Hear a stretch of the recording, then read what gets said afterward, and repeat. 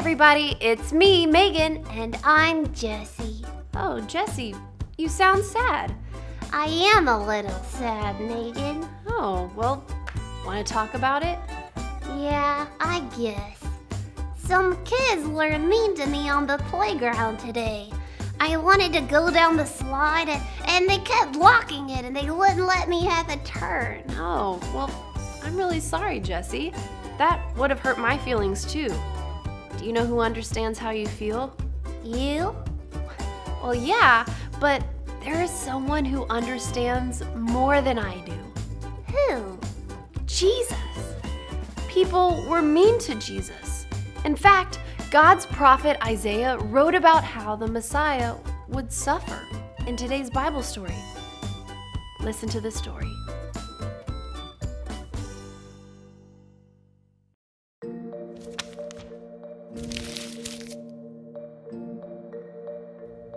Isaiah was a prophet. One day, when Isaiah was worshiping God in the temple, God gave Isaiah a vision.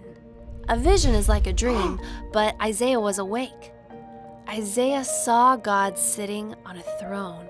God was wearing a long robe that filled the temple. Creatures with wings were standing above God. They said, "Holy, holy, holy is the Lord. His glory fills the whole earth." Isaiah knew he was with God. He said, "Oh no, I am a sinner. I cannot be with God or I will die. But I have seen him." Then one of the winged creatures flew to Isaiah. He touched Isaiah's mouth with a burning coal from the altar and said, "Your guilt is gone and your sin is wiped away." Then God said, "Who should I send? Who will go for us?" Isaiah said, "Here I am, send me." God said, "Go." Isaiah told the people of Judah about God's plan. God was going to send away the people from Judah. Some of the people would come home one day. Those people would be some of the only people left in Abraham's family. Isaiah said that God had a plan to send someone, the Messiah, to rescue people from sin. The Messiah would be a servant of God. Isaiah said, God's servant will grow up and look very ordinary. No one will pay attention to him. They will not want to be his friend. We deserve to be punished, but instead of punishing us, God will punish him. People will think that he is being punished because he had done something wrong, but he will not do anything wrong. God planned this all along. When the servant dies, he will take away people's guilt.